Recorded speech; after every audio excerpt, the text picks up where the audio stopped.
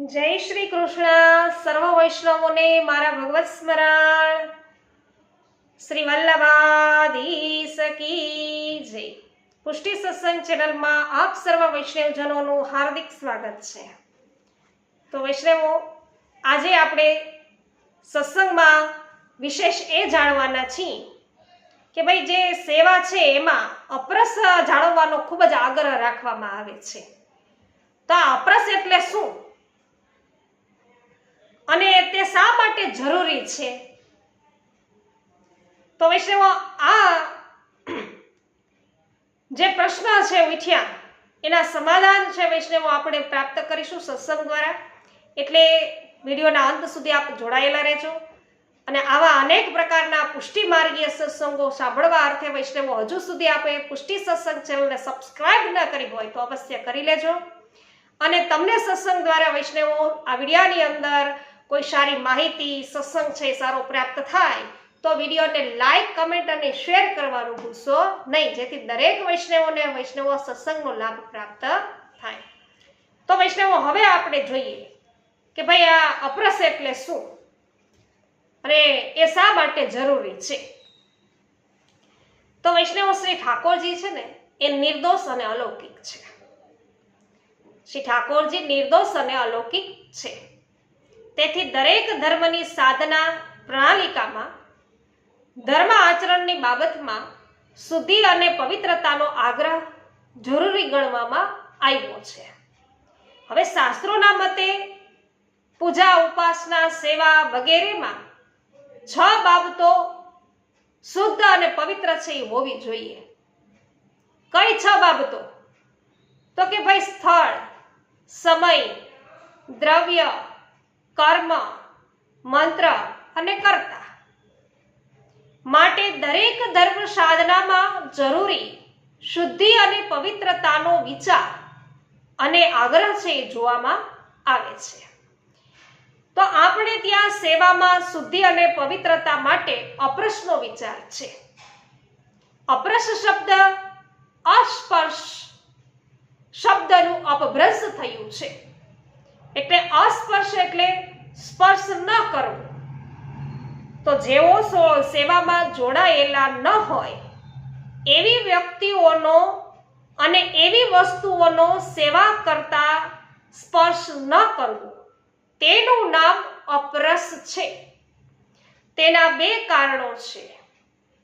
પહેલું કારણ એ છે કે સેવામાં વપરાતી વસ્તુઓ શુદ્ધ અને પવિત્ર હોવી જોઈએ. પરિણામે સેવામાં ઉપયોગમાં લેતા પહેલા શાકભાજી, ફળ, ફૂલ વગેરે શુદ્ધ જળથી ધોઈને શુદ્ધ કરવામાં આવે છે. પછી તેમનો સેવામાં ઉપયોગ થાય છે. એવી જ રીતે સેવામાં વપરાતું જળ પણ શુદ્ધ અને પવિત્ર હોય અને એની કાળજી છે ખૂબ જ રાખવામાં આવે છે. આથી શુદ્ધ અને અપવિત્ર સ્થિતિમાં જળ સ્પર્શ કરવામાં આવતો નથી. આવું જ સેવામાં પહેરવાના વસ્ત્રોનું પણ છે. અશુદ્ધ અને અપવિત્ર વ્યક્તિઓનો સ્પર્શ થયેલા વસ્ત્રો છે એ સેવામાં પહેરાતા નથી. હવે બીજું કારણ એ છે કે સેવા પ્રભુમાં ચિત્તને ઓતપ્રોત કરવા માટેની એક પ્રક્રિયા છે. પ્રભુમાં આપણું ચિત્ત છે એ પૂરેપૂરું પરોવાઈ જવું જોઈએ, ઓતપ્રોત થઈ જવું જોઈએ. તો ચિત્તને એકાગ્ર બનાવવા માટે એકાંત જરૂરી છે. અને ધ્યાનમાં બેસનાર માણસ પણ એકાંત સ્થાનમાં એકાકી રહે છે. એ જ પ્રકારે સેવામાં એકાંત અને એકાકીપણું જરૂરી છે. તો આપણા ઘરની વ્યક્તિ સેવામાં જોડાયેલી ન હોય ત્યારે તે લૌકિક કાર્યમાં તત્પર હોઈ શકે છે. તે સમયે તેના મનમાં લૌકિક વિચારો હોય, કદાચ એના મનની અંદર લૌકિક વિચારો ચાલતા હોય તો તેનું મન ત્યારે પ્રભુમાં લાગેલું હોતું નથી. આથી વ્યક્તિઓને સ્પર્શ કરવાથી અગર તેમની સાથે વાતચીત કરવાથી સેવામાં રહેનાર વ્યક્તિનું ચિત્ત એ પ્રભુમાંથી હટી જાય છે. તેને લઈને વૈષ્ણવો સેવામાં અસ્પર્શનો વિચાર છે એ સ્વીકારવામાં આવ્યો છે. તો પ્રાચીન પ્રાચીન સમયમાં જળ માટે કુવા, તળાવ, નદી એ મુખ્ય હતા અને તે સંજોગોમાં આ જળાશયો પૈકી જેમનું જળ શુદ્ધ, પવિત્ર અને મીઠું હોય તેનો ઉપયોગ થતો. તો સ્નાન કરવા માટે પણ જળાશયનો જ ઉપયોગ થતો. તો જળાશયોમાં ડૂબકી મારીને સ્નાન કરવાનું સ્વાભાવિક હોય છે. તેથી આપણે ત્યાં સેવામાં સ્નાન કરતી વખતે માથું પલાળીને સ્નાન કરવાનો પ્રકાર છે. તેનું એક બીજું કારણ છે એ કે જો માથું પલાળવામાં ન આવે તો માથાનો અને તેની આજુબાજુનો શરીરનો ભાગ કોરો રહી જાય છે. તેથી શરીર છે પૂર્ણ રીતે શુદ્ધ અને પવિત્ર બનતું નથી. તો ભાગવતમાં પ્રસંગ છે, તેથી શરીર વૈષ્ણવો છે એના વિશેનો એક પ્રસંગ છે કે રાજા પરીક્ષિત મહાન ભક્ત હતા. તેઓ ધર્મ આચરણમાં અત્યંત આગ્રહવાળા હતા અને તેને લઈને કલયુગ તેના દેહમાં પ્રવેશી શકતો ન હતો. તો એક વખત તેઓ છે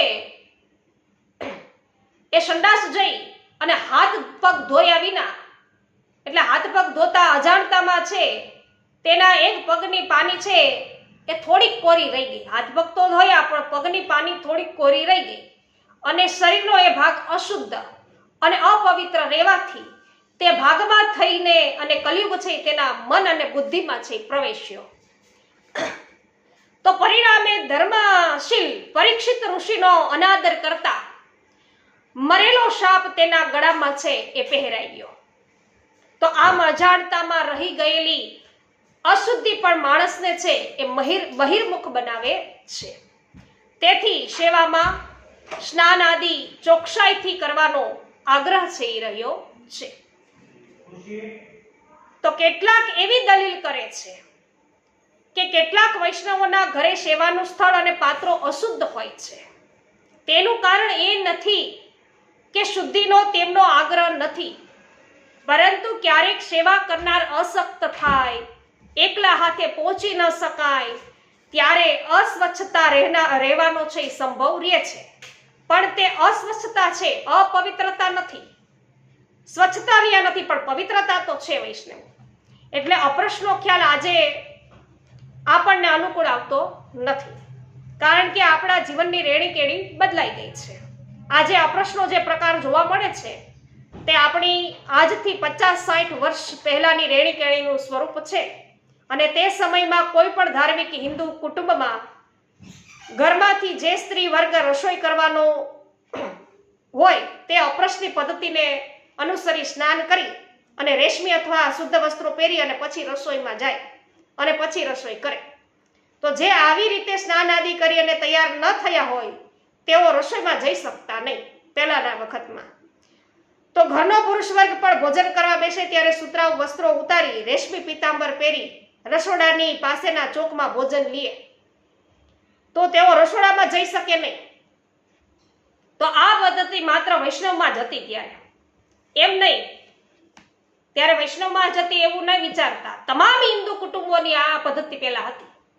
એટલે એ જ પદ્ધતિ આપણે ત્યાં સેવામાં પણ ચાલુ રહી હતી અને ત્યાર પછી આપણી રેણી કેણી બદલાઈ ગઈ.